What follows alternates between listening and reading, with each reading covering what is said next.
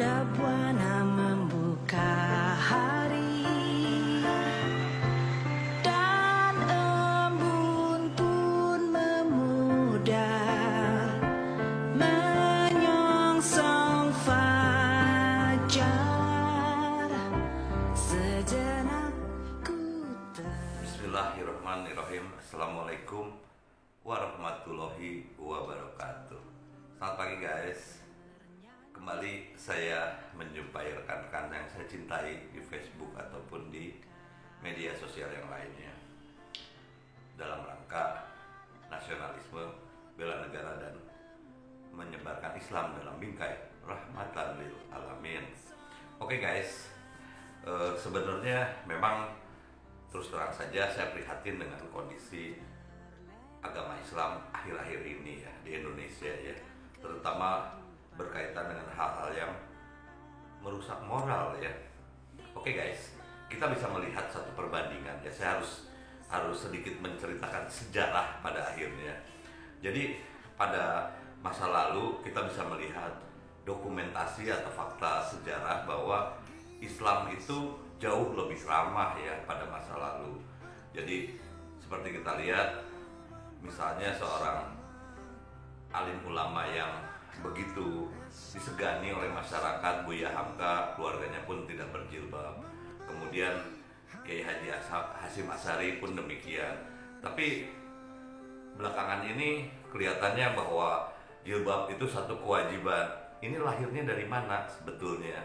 Nah, jadi sampai dengan 1902 Jazirah Arab itu dikuasai oleh Kekhalifahan Ottoman ya, yang mana ibu kotanya ada di Istanbul ya, atau di Turki ya. Nah, wilayah Hijaz atau yang sekarang dikenal dengan Arab Saudi yang menghubungkan antara Mekah dan Madinah itu dikuasai oleh Kekhalifahan Ottoman. Nah, tetapi sejak 1902 terjadi peperangan antara Ottoman dengan Inggris ya. Nah, Inggris ini memang bersekutu dengan keluarga Ibnu Saud ya. Nah, sampai pada akhirnya Inggris mulai bisa menguasai kekuasaan Ottoman di Hijaz ya, di mana saat itu Turki ingin membangun jalur kereta api dari, maksud saya bukan Turki ya, Ottoman ingin membangun jalur kereta api dari Istanbul sampai ke Mekah ya.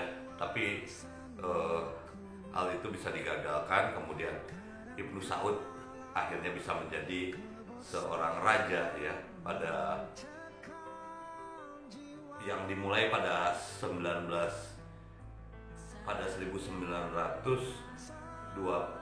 sampai dengan 1925. Kemudian itu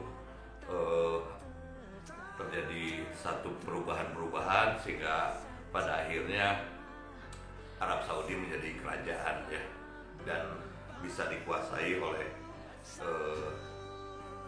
Raja Najat ya saat itu dari Bani Saud, yang bisa menjadi raja di kerajaan Arab Saudi ya.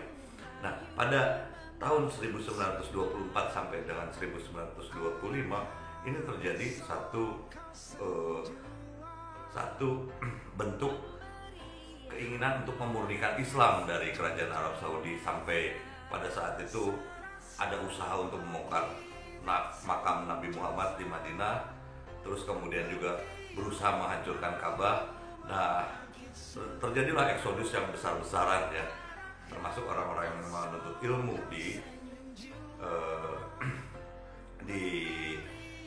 Mekah dan Madinah ya. Banyak juga orang-orang Indonesia, termasuk salah satu di antaranya adalah Kiai Haji Abdul Wahab Hasbullah ya, salah satu pendiri NU ya. Nah, pada saat itu akhirnya Kiai Haji Abdul Wahab Hasbullah ini menjadi ketua Komite Hijaz ya. Dia menghadap ke kerajaan Arab Saudi, menghadap ke Raja Saud saat itu, sebelum Raja Najat ya, menghadap ke Raja Saud saat itu untuk meminta supaya 4 mazhab yang ada ini bisa diakui, yaitu mazhab Hanafi, Maliki, Syafi'i, dan Hambali ya. Nah, akhirnya terjadi satu bentuk negosiasi. Inilah hebatnya ulama-ulama kita ya, dari nada kaum Nahdien ya, Nahdlatul Ulama yang diwakili oleh Kiai Haji Abdul Wahab Hasbullah ya.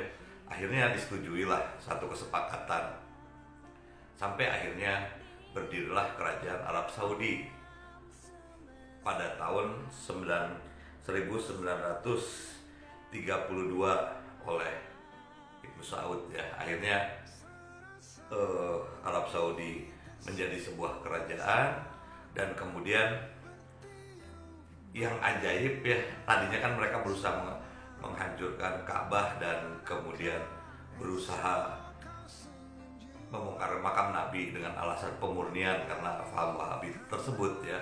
Tapi ternyata ini menjadikan satu devisa bagi mereka. Akhirnya ibadah haji pun menjadi wajib ya bagi umat Islam, ditambahkan dalam rukun Islam. Saya tidak tahu ya bagaimana mulanya, tapi memang terjadi banyak revisi di sini ya mengenai masalah hukum-hukum fikih ya dari Islam atau pembaharuan ya. Nah, yang luar biasa lagi, tahun 1938 Arab Saudi ini sudah ternyata mempunyai sumber ladang minyak yang luar biasa besar. Pada saat itu sampai diperkirakan sampai lebih dari 2 miliar barrel per hari ya. Ini luar biasa sekali ya. Nah,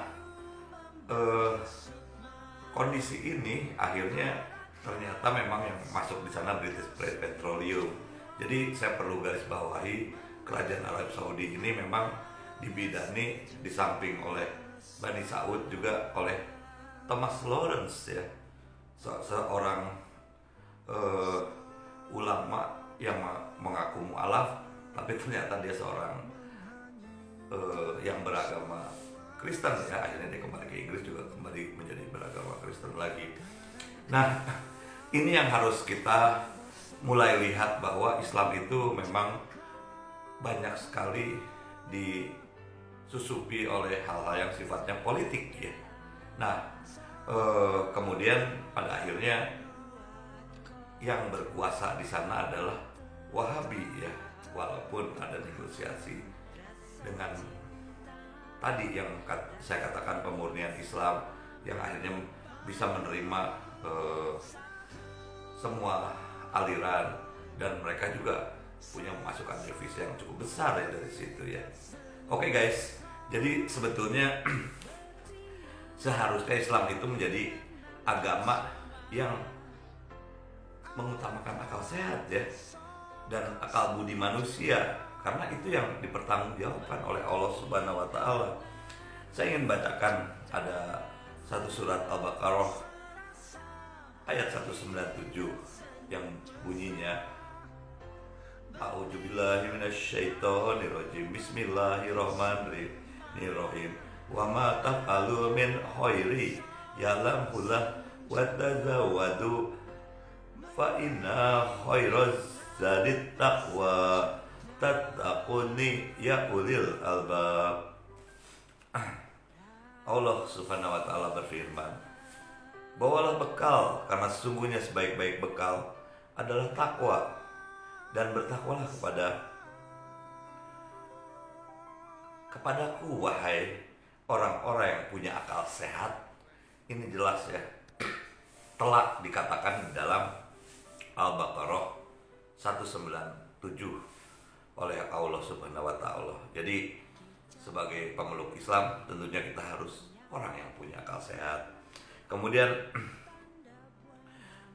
dalam surat Yusuf ya ayat 111 Allah berfirman, Ujubillahi minasyaitonirrajim, Bismillahirrahmanirrahim, laqad kanna fi qasasihim ibratul lil ulil albab, makana hadisai yuftaro walakin